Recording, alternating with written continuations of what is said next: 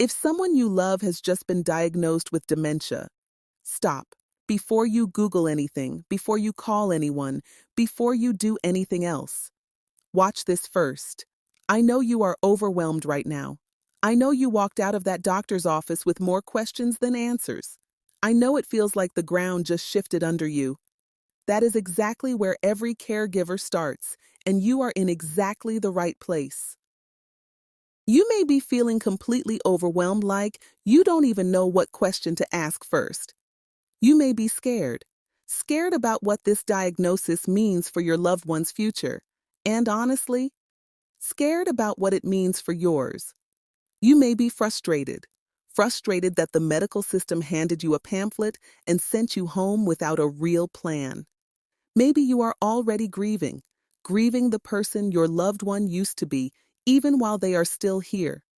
Maybe you are exhausted and the hardest part hasn't even started yet. All of that is normal. All of it is valid.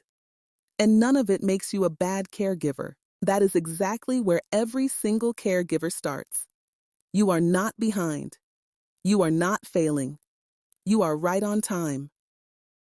In the next few minutes, I'm going to walk you through the 6 most important pillars of dementia caregiving. These are the 6 things every new caregiver needs to understand, organized in a way that actually makes sense, so you can take real action starting today. Pillar 1, understanding the diagnosis. Pillar 2, building your care team. Pillar 3, creating a safe home. Pillar 4, legal and financial protection. Pillar 5, finding your resources. And Pillar 6, the one most caregivers skip, protecting yourself. Let's start. The first thing to understand is that dementia is not a single disease. It is an umbrella term. The type of dementia your loved one has matters enormously because different types progress differently and respond to care differently. Alzheimer's disease is the most common. It accounts for about 60 to 80% of cases.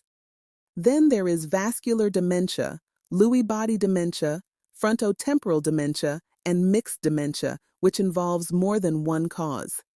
Here is what I want you to do this week. Write down the full name of the exact diagnosis your doctor gave you, then ask your doctor which stage your loved one is in. That one piece of information will shape every decision you make going forward. Writing this information down is your first action. Your care team is much bigger than you might think. It is not just the primary doctor. You need a neurologist or geriatrician who specializes in dementia. Someone who can track the progression and adjust the care plan over time. You need a social worker because a good social worker is your navigator. They know what services exist in your community and how to get them. And eventually, you may need in-home aides, adult day programs, or memory care facilities. Now here's the thing about contact numbers. Emergencies do not happen at 10 a.m. when you have time to search your email. They happen at 2 a.m. when you are already scared. So your action this week is this. Get every doctor's name, every specialist's number, your pharmacy's after-hours line, and your loved one's insurance information written down in one place you can find it fast. That is what the journal is for. And we will talk about that in a few minutes. Here is a statistic that stopped me the first time I heard it. 6 in 10 people living with dementia will wander at some point during the course of their illness. 6 in 10. That is not rare. That is the majority. So home safety is not something you can wait on. Here are the essentials. An ID bracelet. It needs to list the diagnosis, any allergies, and at least 2 emergency contacts. A GPS tracker, placed in their clothing, shoes, or a piece of jewelry they wear every day. Door alerts. Will notify you the moment a door opens, giving you time to intervene. Cabinet locks for anything dangerous. And safety gates for stairs.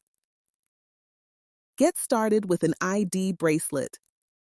If you do nothing else from this video today, order one before you go to sleep tonight. It may be the most important money you spend this year. This is the pillar that most families wait too long to address, and waiting can cost you everything, financially, medically, and legally. The single most urgent document you need is Power of Attorney, also known as POA, both financial and medical. This document gives you the legal authority to make decisions on behalf of your loved one when they are no longer able to make them for themselves. But here is the critical part. Your loved one must still be legally competent to grant it. Once cognitive decline has progressed far enough, it is too late. So this needs to happen now. You also need a healthcare directive, also called a living will, that spells out their wishes for end-of-life care.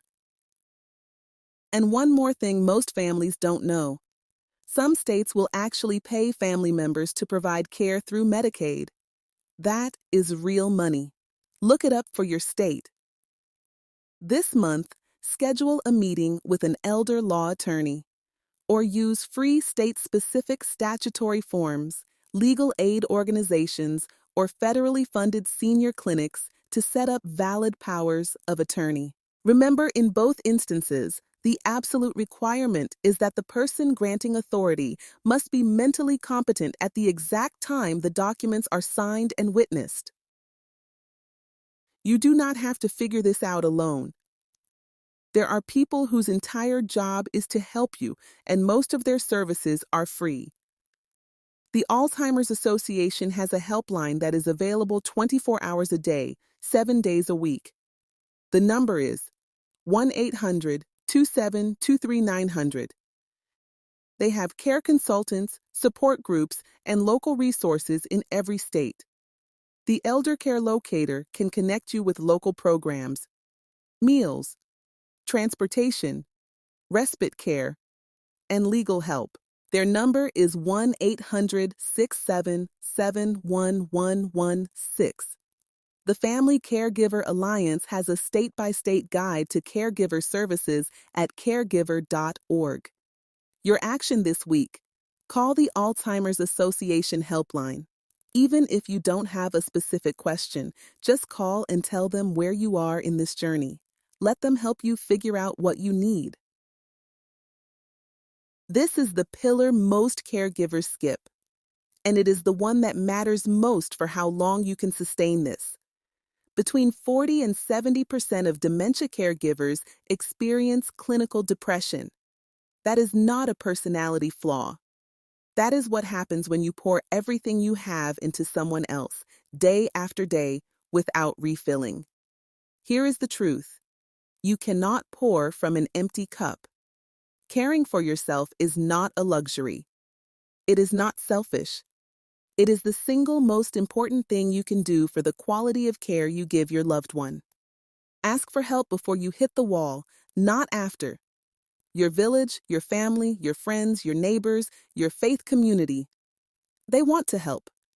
They just need to be told specifically what to do. So tell them. Your action this week is simple. Name one thing you will do for yourself. One thing.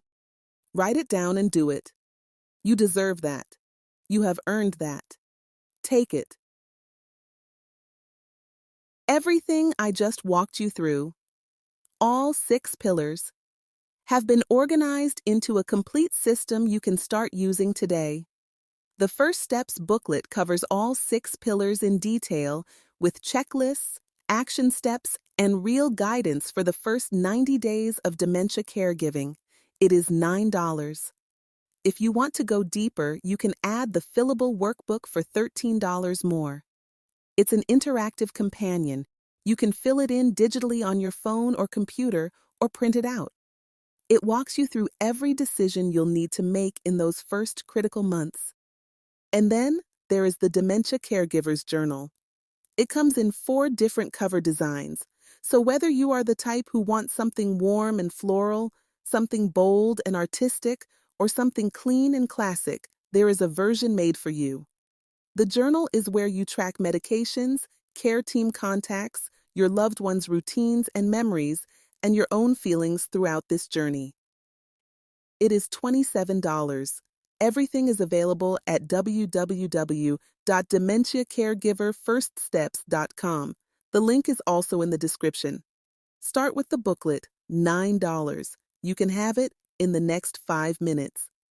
Before I go, I want to say something directly to you. There will be hard days ahead. Days when you don't feel patient enough. Days when you don't feel strong enough. Days when you look in the mirror and wonder if you are doing any of this right. On those days, I want you to remember this. You showed up. That already makes you remarkable. You are learning. That makes you capable. You are not alone. That makes you stronger than you know. That is enough. You are enough. Take care of yourself because the person you are caring for needs you to.